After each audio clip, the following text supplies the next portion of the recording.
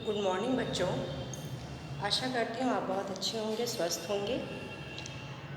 आज हम लोग अपवाह तंत्र के अंतर्गत अपवाह तंत्र के विषय में पढ़ रहे थे, जिसमें हम लोगों ने ब्रह्मपुत्र अपवाह तंत्र पढ़ा था और गंगा नदी तंत्र के विषय में हम लोग पढ़ चुके थे। सिंधु नदी तंत्र के विषय में भी हम लोग पढ़ चुके थे। अब हम लोग को पढ़ना है प्रायद्वीपीय नदियाँ। ठीक है, 3 तंत्र हो चुका था, गंगा, ब्रह्मपुत्र और सिंधु। अब प्रायद्वीपीय नदियों के विषय में थोड़ी सी जानकारी आपको देते हैं। देखिए, प्रायद्वीपीय नदियाँ जो है वो ज़्यादातर मौसमी नदियाँ होती हैं, ठीक ना, क्योंकि ग्रीष्म ऋतु में ये नदियाँ जो है सूख जाती हैं। वर्षा ऋतु जब होती है तब, क्योंकि ये थोड़ी छिछली होती हैं, बहुत गहराई इन नदियों में नहीं होती, ठीक, जिसके कारण ये ग्रीष्म ऋतु में सूखने लगती हैं। और इनका जो अपवाह तंत्र होता है वो बहुत स्लो होता है, बहुत धीरे धीरे, मतलब इसकी धारा जो होती है, इस नदियों की धारा भी बहुत धीमी होती है। तो इसमें कुछ प्रमुख नदियां हैं, जैसे गोदावरी है, ठीक ना, कृष्णा है, महानदी है, कावेरी है, और इधर आप ले लीजिए नर्मदा है, ताप्ती है, ये नदियां हैं। इसमें सबसे प्रायद्वीपीय नदियों में सबसे लंबी नदी जो है आपकी गोदावरी नदी है, जो कि गोदावरी द्रोणी 4 राज्यों से जुड़ती है, ठीक है, जिसमें महाराष्ट्र है और वेस्ट बंगाल है, आंध्र प्रदेश और ओडिशा, ये 4 राज्य से ये गोदावरी द्रोणी 4 राज्यों से महाराष्ट्र,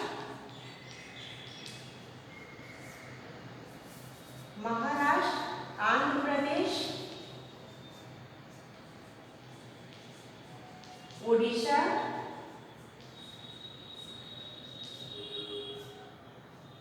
और पश्चिम बंगाल,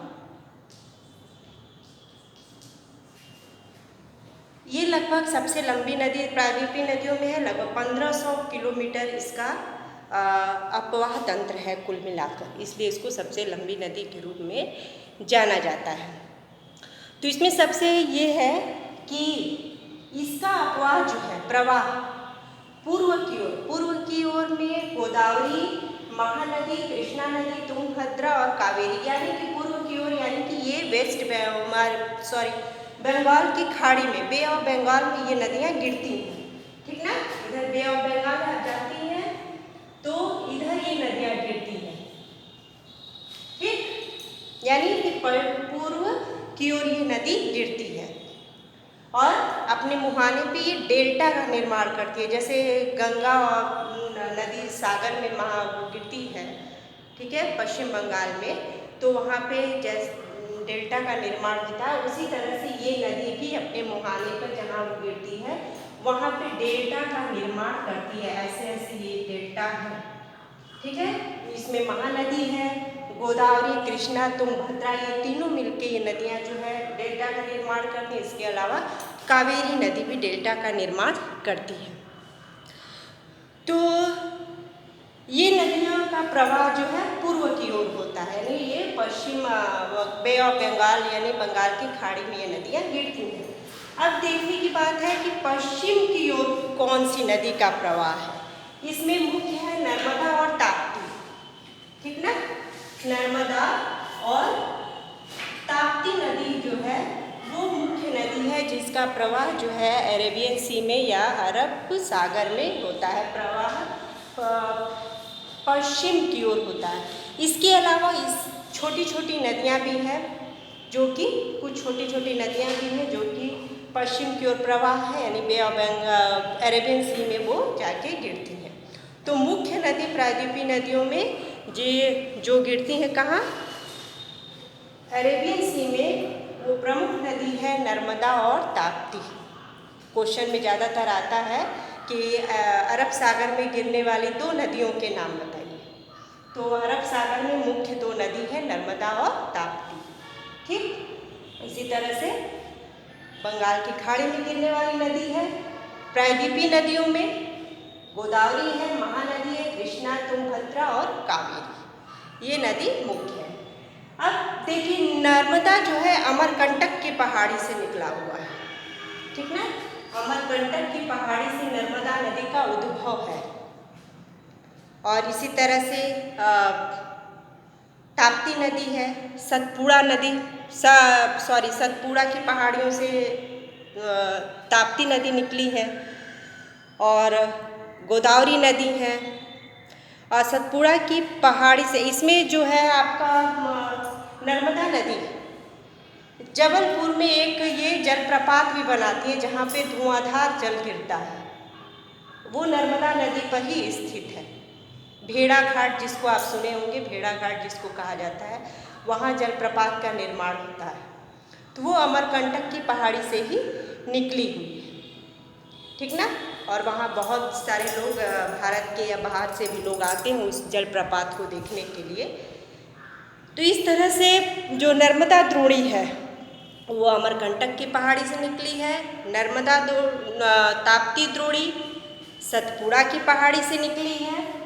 यहाँ पे आपका सतपुड़ा की पहाड़ियाँ हैं, वहीं से निकली है। ऐसे इसका प्रवाह है पूर्व से पश्चिम की ओर, ठीक ना।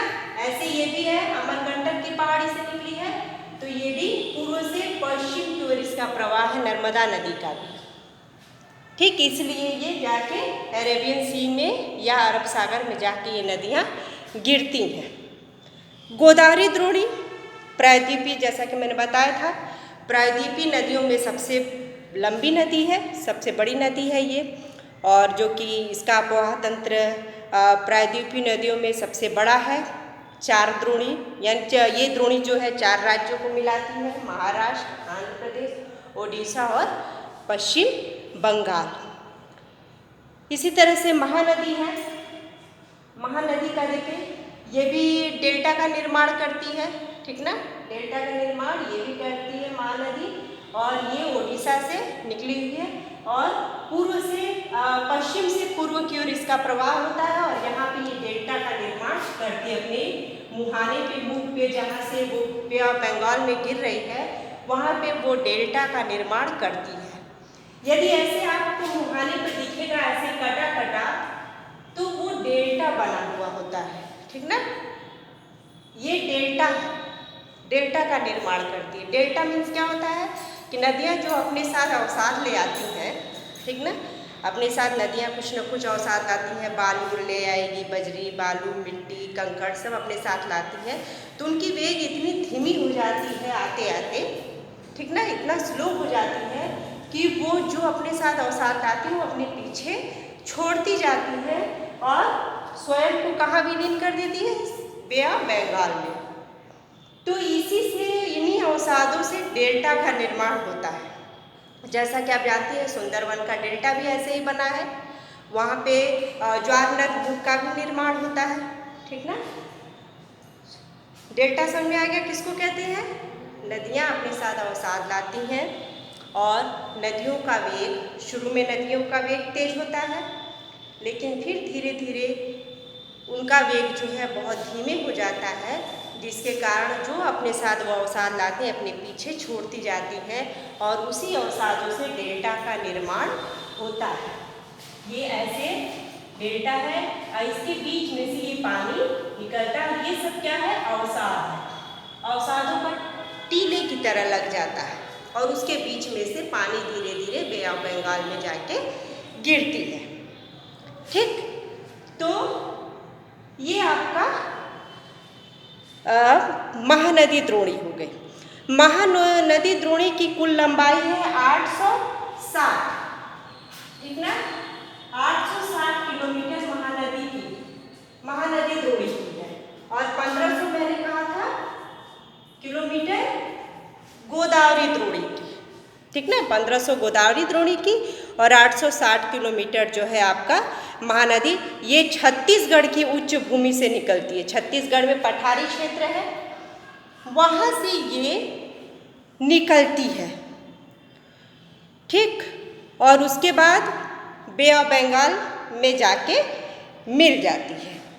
छत्तीसगढ़ से निकलती है यहाँ से, और उसके बाद ये बे ऑफ बंगाल में जाके मिल जाती है।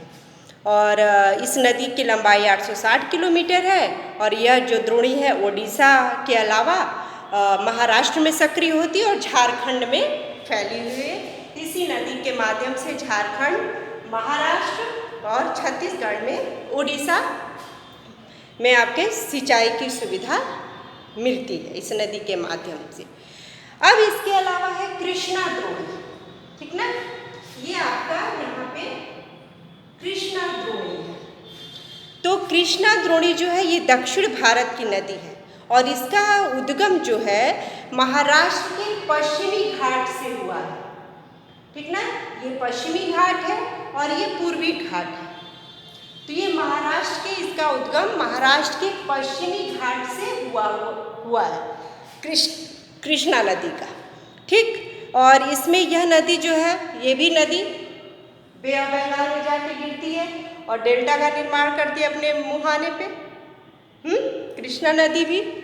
और इसी तरह से ये नदी जो है तुंगभद्रा, कोयना, इसके अलावा घाट प्रभा, मूसी नदी, आप आंध्र प्रदेश में जाएं, मूसी नदी है, भीमा है, भीमा नदी, ये सब नदियां जो है कृष्णा नदी की द्रोणी के अंतर्गत आती है। कृष्णा नदी द्रोणी के अंतर्गत कौन कौन सी नदी? तुंगभद्रा, कोयना, मूसी और घाट प्रभा और भीमा, इतनी नदियां आपके कृष्णा द्रोणी के अंतर्गत आती हैं, जो कि महाराष्ट्र, ये द्रोणी जो है महाराष्ट्र, कर्नाटक और आंध्र प्रदेश तीनों को लाभान्वित करती है ये नदियाँ। अब इसी के अंतर्गत है कावेरी द्रोणी। कावेरी द्रोणी जो है प्रायद्वीपीय भारत की सबसे प्रमुख नदियों में से एक है, ठीक। ज़्यादातर आपके मैप में भी भरने को आता है, कावेरी नदी को दर्शाना रहता है उसमें। और ये प्रायद्वीपीय और महत्वपूर्ण नदी है, बड़ी नदी है, ठीक ना। और इसके दक्षिण, कावेरी नदी को ही दक्षिण का गंगा कहते हैं। ये ज़्यादातर जनरल नॉलेज के उसमें आता है क्वेश्चन कि दक्षिण भारत की गंगा नदी किसे कहा जाता है, ठीक ना। तो कावेरी नदी को दक्षिण भारत की गंगा नदी कहते हैं, ठीक है, कावेरी नदी। ये दक्षिण भारत की गंगा नदी है।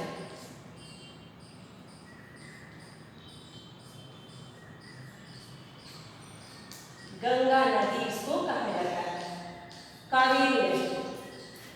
तो बहुत ही प्रमुख नदी है और यह पश्चिमी घाट के ब्रह्मगिरी पर्वत से निकली है। पश्चिमी घाट के ब्रह्मगिरी पर्वत, ठीक ना, ये पश्चिमी, बार बार मैं कह रही हूँ, पश्चिमी घाट है और ये पूर्वी घाट है, जो कि ये ब्रह्मगिरी पर्वत से निकली हुई है। कौन सी नदी? कावेरी नदी, ठीक। और ब्रह्मगिरी श्रृंखला से निकलती है, कई श्रृंखलाएं, छोटी छोटी पहाड़ियां हैं ढेर सारी, उसी में से। तो इसमें ये कुडलूर यानी तमिलनाडु के निकट, ठीक ना, और दक्षिण बंगाल की खाड़ी में जाके मिल जाती है। तमिलनाडु से घुसते हुए, प्रवेश करते हुए और बे ऑफ बंगाल में जाके ये मिल जाती है। और इसमें यह लगभग 780 किलोमीटर लंबी है, ठीक ना। कावेरी नदी जो है 780 किलोमीटर लंबी है कावेरी नदी, ठीक। तो इस तरह से बच्चों ये इन नदियों के द्वारा, और इसकी सहायक नदी है कावेरी नदी की अमरावती है, भवानी, हेमावती, काबिनी, ठीक ना। और ये तमिलनाडु के अलावा केरल, कर्नाटक, इन राज्यों को भी लाभान्वित करती है। प्रमुख है सिंचाई का काम करती है। और शिव समुद्रम जलप्रपात का आप नाम सुने होंगे, इसी नदी पर बना हुआ है और ये भारत का दूसरा सबसे बड़ा जलप्रपात है, ठीक ना। कावेरी नदी पर ही शिव समुद्रम, कई बार एग्जाम में आता है कि शिव समुद्रम जलप्रपात किस नदी पर निर्मित है। शिव समुद्रम जलप्रपात किस नदी पर निर्मित है? तो आप कावेरी नदी के विषय में लिख सकती हैं। शिव समुद्रम जलप्रपात भारत की दूसरी सबसे बड़ी जलप्रपात है और ये कावेरी नदी पर बनी है। ठीक, कावेरी नदी पर इसका निर्माण है। इसको भी पर्यटक जो है देखने के लिए पहुंचते हैं। तो ये सब नदियों के अतिरिक्त कई छोटी छोटी नदियां भी हैं जो कि इनके साथ साथ प्रवाहित होती है। जैसा कि आप देख रहे हैं ये छोटी छोटी नदियां इसी में से निकली हुई है, कावेरी नदी में से ही। तो ये भी प्रवाहित होती रहती हैं। इसमें दामोदर, वैतरणी, ब्राह्मणी, सुवर्ण रेखा, ये सब छोटी छोटी नदियां इसमें प्रवाहित होती हैं। तो इस तरह से आपका ये हो गया कावेरी द्रोणी। तो इस प्रकार से ये प्रायद्वीपीय नदियों का विस्तार हो गया। इसमें पूर्व की ओर प्रवाह करने वाली नदी है, एक बार और मैं डिमांड करा देती हूँ, गोदावरी, महानदी, कृष्णा, तुंगभद्रा, कावेरी। ठीक है, जो कि पश्चिम से पूर्व की ओर प्रवाहित होकर बे ऑफ बंगाल में ये गिरती है। इसी तरह से आपका दो प्रमुख नदी है जो अरेबियन सी में गिरती है। इसमें नर्मदा और ताप्ती नदी प्रमुख है जो कि अरेबियन सी में गिरती है। नर्मदा नदी का उद्भव अमरकंटक की पहाड़ी से हुआ है और ताप्ती नदी का उद्भव जो है आपके सतपुड़ा की पहाड़ियों से हुआ है। ठीक, इनका प्रवाह पश्चिम से पूर्व की ओर होता है और ये अरेबियन सी में जाके मिल जाती है। और बाकी जो नदियां हैं प्रायद्वीपीय नदियों में, ये बे ऑफ बंगाल में मिल जाती हैं। ठीक, तो इन सब नदियों का अपना एक स्थान है, अपनी एक प्रमुखता है। इसमें आपको जल विद्युत ऊर्जा उत्पन्न की जाती है। ठीक ना, कई कई बांध बनाए गए हैं और इसी तरह से जलप्रपात बनाए गए हैं। जैसे कि प्रमुख उसमें शिव समुद्रम जलप्रपात की बात मैंने की, कावेरी नदी पर बनी है तमिलनाडु में। और इसके अलावा आपके सिंचाई के लिए प्रमुख है, मत्स्य पालन के लिए नदियाँ प्रमुख हैं।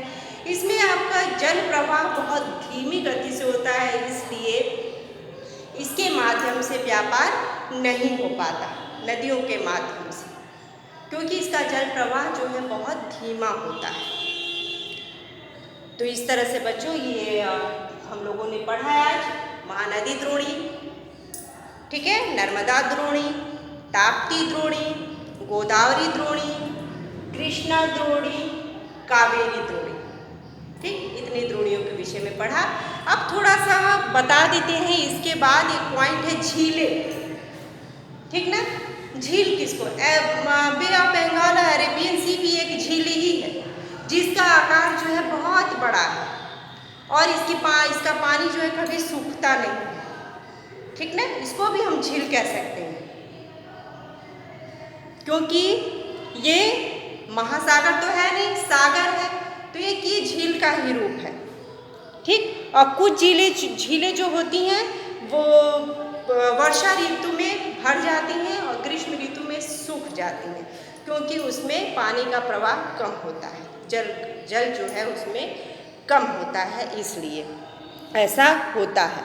तो अर्ध शुष्क जैसे क्षेत्रों में झीलें होती हैं, वो झीलें जैसे आप कुछ मौसमी झीलें, इसमें भी कई झीलें होती हैं। गोखुर झील है, लैगून झील है, ठीक ना, मौसमी झील है। ये झील, इन झीलों के माध्यम से भी बहुत सारे कामकाज होते हैं, जैसे सिंचाई के लिए भी ये झीलें प्रमुख हैं।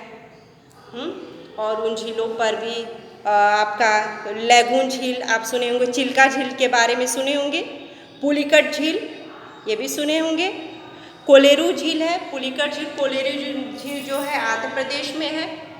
ठीक ना, चिल्का झील आपका ओडिशा में है, जो कि लैगून झील है। लैगून झील उसको कहते हैं जो स्प्रिट तथा वो बार या रोधिका के रूप में तैयार होता है। ठीक ना, लैगून का निर्माण करता है। स्प्रिट एक ऐसी प्रक्रिया है जिससे धरती का निर्माण होता है। धरती का कुछ भाग समुद्र में चला जाता धरती का जो कुछ भाग है, इस पृथ्वी का कुछ भाग जो है वो समुद्र में चला जाता है, तो वहीं पे लैगून झील का निर्माण हो जाता है। ठीक, तो इस तरह से कई झीलें हैं जिसके विषय में हम आपको आगे बताएंगे। आज के लिए इतना ही। आप टाइम निकाल के इस वीडियो को देखते रहिएगा और नोट्स तैयार करते रहिएगा। धन्यवाद।